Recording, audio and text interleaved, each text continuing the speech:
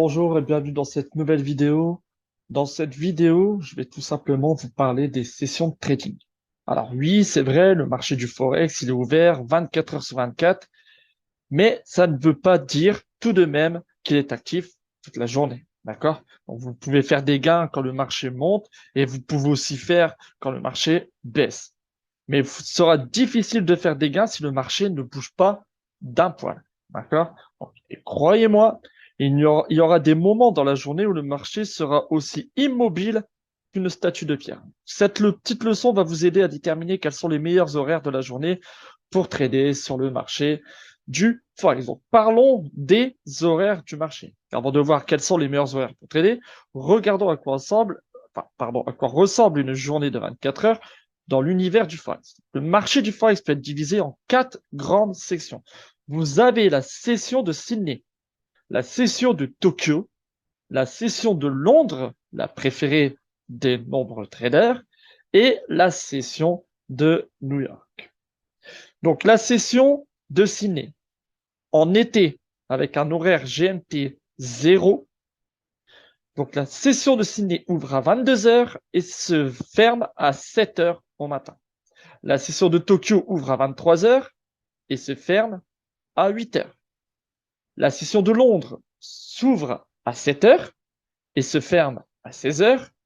Et la session de New York s'ouvre à midi, pardon, et se ferme à 21 heures. Donc ça, c'est pour les heures d'été avec un horaire GMT 0. En hiver, pour un horaire GMT 0, la session de Sydney ouvre à 21 heures et ferme à 6 heures du matin. La session de Tokyo ouvre à 23 heures et se ferme à 8 heures au matin. La session de Londres ouvre à 8 heures du matin et se ferme à 17 heures. Et la session de New York ouvre à 13 heures et se ferme à 22 heures.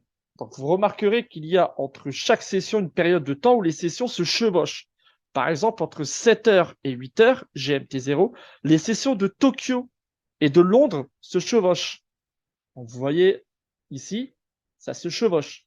Là, on est sur des horaires plus 1. D'accord? On n'est pas sur des horaires GMT 0. On est sur du plus 1 pour le broker. Donc en soi, on a 1 heure de décalage. Donc, quoi qu'il arrive, ça se chevauche. Ça ne change pas grand-chose, à part qu'on a 1 heure de décalage en plus. OK? Et aussi, vous avez la session de Londres et de New York qui se chevauchent. Donc, en soi, la session de Londres se chevauche avec la session de Tokyo le matin et se chevauche à la fermeture avec l'ouverture de la session new-yorkaise. OK? Donc, sans surprise, ces heures sont les plus actives de la journée de trading, car il y a plus de volume lorsque les deux marchés sont ouverts simultanément. Donc là, en l'occurrence, sur la paire euro-USD, vous avez vu qu'à la fermeture de Tokyo et à l'ouverture de Londres, il n'y a pas grand-chose. Par contre, à la fermeture de Londres et à l'ouverture new-yorkaise, on voit qu'il y a énormément de volatilité et que le marché commence à prendre tout simplement plus de volume, plus de volatilité. OK? Donc là, c'était la journée du vendredi 6 janvier.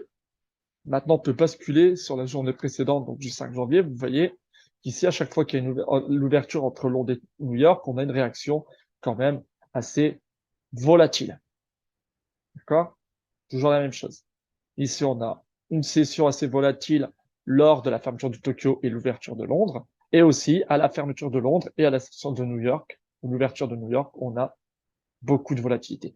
Donc, c'est ce qu'on appelle tout simplement des kill zones dans le jargon du trader, des kill zones, donc là où on va certainement intervenir pour faire du day trading, donc du day trading pour faire tout simplement ouvrir et fermer des positions à la journée.